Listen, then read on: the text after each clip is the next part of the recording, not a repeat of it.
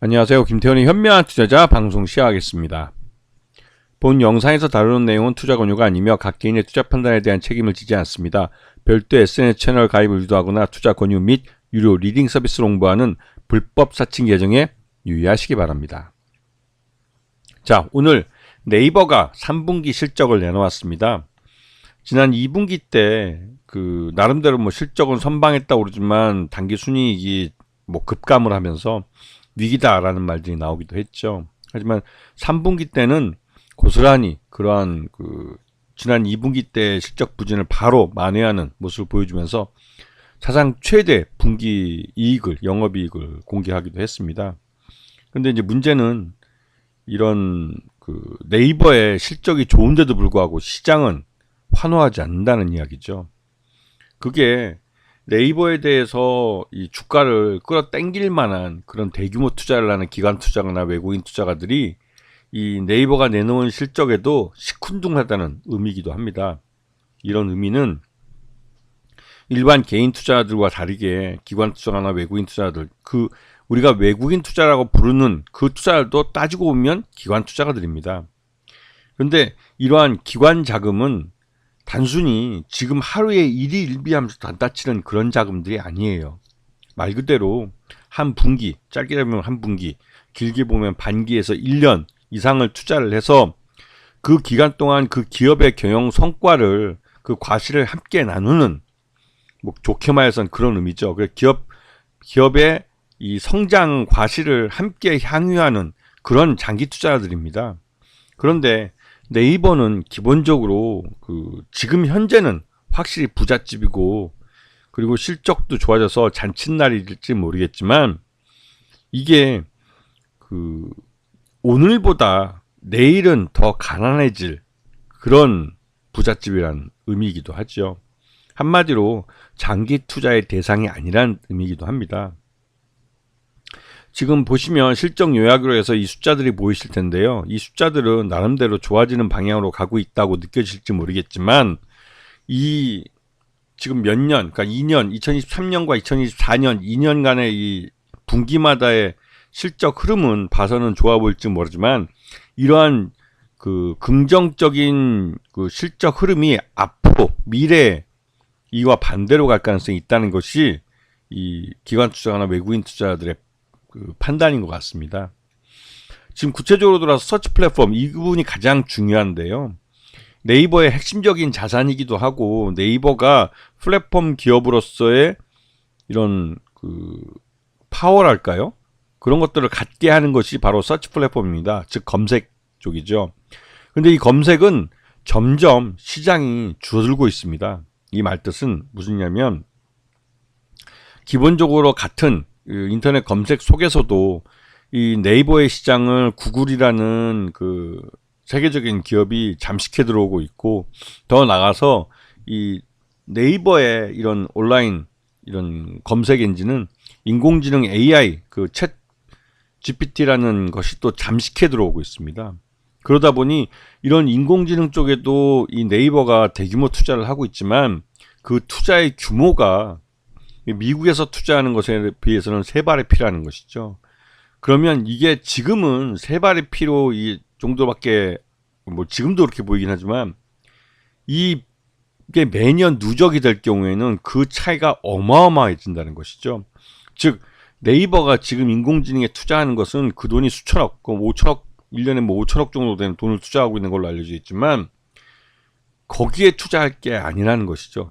투자해봤자 미국에서 한 메타 플랫폼이나 이런 미국의 한 기술기업, 빅테크 하나가 투자하는 거에 비해서는 세 발의 피해에 불과하기 때문에 거기에 투자해봤자 경쟁에서 이길 가능성이 별로 없다는 겁니다. 그런데도 네이버는 하고 있죠. 하고 있기 때문에 거기에 들어가는 개발 비용은 고스란히 나중에 매몰 비용이 될 위험성이 높아지고 있는 겁니다. 그리고 커머스는 요번에 대형 사고가 났긴 했지만, 그런 것 때문에도 반사이익을 본 측면이 있습니다. 그렇기 때문에 이 실적이 그대로 향후에도 계속 이어지라는, 보기에는 좀 어려운 측면이 있고요. 그다음에 컨텐츠 쪽에서는 웹툰을 미국 뉴욕 시장에 따로 상장을 시켰는데, 그 종목이 뭐 21불인가의 공모가를 받고 상장을 했는데 지금은 한 11불 정도밖에 평가를 못 받고 있죠. 그리고 일본 망가, 라인 망가가 역대 최고 MAU를 비롯해서 유료 이용자가 급증하면서 실적이 좋아진다고 하지만 일본 라인 망가 이쪽은 일본 라인 야후 쪽에 지분이 갖고 있기 때문에 실질적으로 라인 야후를 그 일본 소프트뱅크에 빼앗기게 되면 이 그 일본 라인 망가에 들어간 투자 비용들은 고스란히 매물 비용이 됩니다. 이쪽에 대해서 충분히 보상을 받고 발을 뺄 수 없는 상황이죠, 지금. 일본 라인 야후 경영권을 경영권 프리미엄까지 받고 지금 발을 뺄 수 있는 상황이 아닙니다. 한마디로 그냥 고스란히 지금 네이버 Z 쪽 통해서 일본 소프트뱅크에 빼앗기게 된 상황이죠. 솔직히 이거는 이 경영을 하는 분, 경영을 해보신 분들이나 경영 뭐 기획실 같은데 근무해 보신 분들은 진짜 큰일 났다는 걸 아실 겁니다. 왜냐면 이 뒤에도 자세히 설명드리겠지만 네이버가 앞으로 먹고 살 10년을 투자한 건데 그게 이제 고스란히 날아가 버린 것이죠. 그러니까 핀테크 쪽도 지금 네이버가 많이 투자하고 있는 곳이고 실질적으로 이쪽은 성과를 이제 좀 내기 시작했습니다.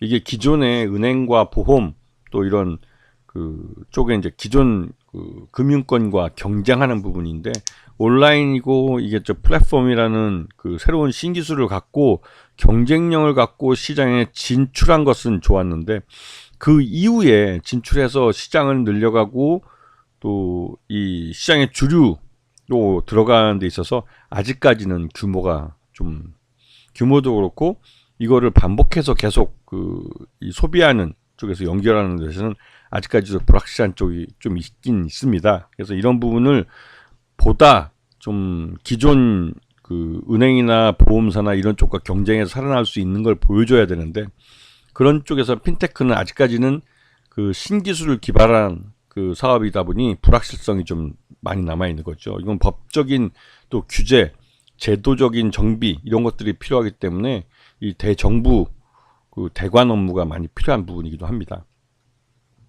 그리고 클라우드 이쪽이 이제 인공지능 AI와 연결되는 것이고 또 이쪽 분야는 우리나라뿐만 아니라 미국에서도 엄청나게 투자가 되고 있는 부분이고 또 우리나라 같은 경우 인터넷이 많이 발달해서 클라우드 서비스도 많이 발전을 하고 있는 나라 중에 한 곳입니다. 그래서 우리나라가 어떻게 보면 바로미터가 되고 있지만 아직 규모 자체가 그렇게 크지 않아서 이 규모의 경제를 달성하는데 꽤 시간이 걸릴 걸로 보입니다. 그래서 잠전 실적을 놓고 보면 나름대로 이제 이번 당기순이익이 지난 그 전기 실적 비해서는 확실히 좋아졌고 전년도에 비해서도 개선된 게 보여요. 그래서 이번 분기가 굉장히 그 3분기가 실적이 엄청 좋은 그 실적인데도 불구하고 오히려 시장 참여자들은 이게 피크가 아닐까라는 불안감이 있다는 게 이게 아이러니가 돼버린 거죠. 그래서 이 정도 실적이 나오면 어닝 서프라이즈라고 하면서 묻지마 매수가 들어오면서 주가가 한 10% 20% 막 이렇게 급등해야 되는 게 맞는데 시장은 전혀 아니라는 것이죠. 여기다가 네이버는 꾸준히 그 주식 소각을 하고 있습니다. 주식 소각을 해서 주주들에게 환원하겠다는 것을 보여주겠다는 것인데 지금 주주들은 이렇게 당장 뭐 주주 환원을 위해서 주식 자사주를 소각해버리는 게 이게 당장은 주당 가치 희석을 좀 줄이고 주당 가치를 올려주는 효과는 있을지 모르겠지만 이 회사의 미래, 장래성 이런 부분에서는 불확실성이 점점 커지고 있기 때문에 이런 주식 소각이 별 의미가 없어 보인다는 것이죠. 가장 중요한 게 일본 이 라인 야후 이쪽 경영권을 일본 소프트뱅크에 빼앗기게 된 겁니다. 지금 현재 라인 야후의 한국인 이사회 멤버가 모두 사임한 상태이기 때문에 실질적으로 일본인들이 이 라인 야후의 경영권을 행사하고 있고 실질적으로는 경영권이 완전히 일본 소프트뱅크에 넘어간 상태고 이를 그 계약서상 표기만 했을 뿐이지 실질적인 경영은 일본인들에서 행해주고 있는 겁니다. 그리고 여기에 대한 기술적인 서포트를 한국 기업인 네이버가 해왔었는데 그 네이버의 계열사들 여기다가 이제 라인 플러스라고 여기다가 라인 야후의 기술적 그 서포트를 해줬던 이쪽도 한 2,500명, 3,000명 되는 인원들이 전원 일본인으로 즉 일본 기업으로 넘어가 버려서 이 라인 플러스는 존재 자체가 이제 필요 없어지는 거죠. 그러면 한 2,500명, 3,000명이 한꺼번에 백수가 되는 겁니다. 이 라인 플러스는 회사 자체가 필요 없어지니까요. 라인야후의 이 경영권을 일본이 그 A홀딩스라는 이 여기에 이제 50%를 이제 네이버가 갖고 있는데 요 지분만 갖고 있을 뿐이지 라인야후의 이사진은 모두 소프트뱅크 쪽 일본 사람들이 차지하고 있기 때문에 경영권 50% 지분만 있을 형식상 갖고 있을 뿐이지 실질적인 경영권은 소프트뱅크 쪽에 다 행사하고 있는 겁니다. 그리고 여기에 기술적 서포트 해주고 있는 한국인 기업인 라인플러스에 대해서 이제는 여기서 그 기술 서포트를 받지 않고 일본 기업에서 일본 외부에 있는 기업에서 서포트를 받을 거라고 하니까 그게 되면 라인플러스는 말 그대로 이제 유명무실한 회사가 돼버리는 것이죠. 그래서 이러한 그 여기다가 이제 웹툰 엔터테인먼트는 뉴욕 증시에 상장된 곳 여기서도 라인야후가 또 지분을 갖고 있어서 이 라인야후를 빼앗긴다는 게 의미가 네이버로서는 미래 성장성에 대한 부분들을 많이 잃게 된다는 의미이기도 합니다.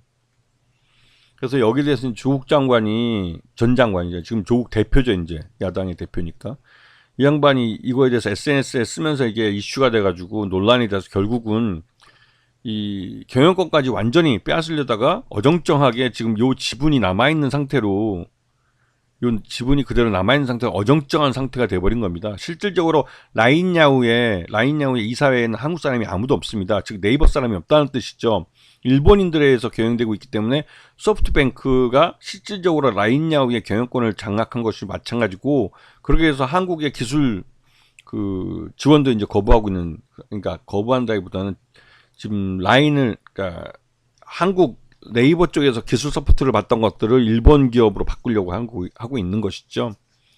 결국은 라인야후는 한국 기업에서 이제 완전히 일본 기업이 됐고 또 일본 기업이 돼서 그동안 한 10여 년 동안 네이버가 여기서 많은 기술과 돈을 투자해서 인력을 투자해서 키워놓은 라인야후를 고스란히 빼앗기게 된 겁니다. 이 말뜻은 네이버의 미래가 없다는 것이죠. 지난 10여 년 동안 그 투자를 했고 이제 성과가 나오면서 뭔가 여기서 수익이 크게 벌어질 것 같은 그런 기회를 고스란히 날강도한테 강탈당한 겁니다.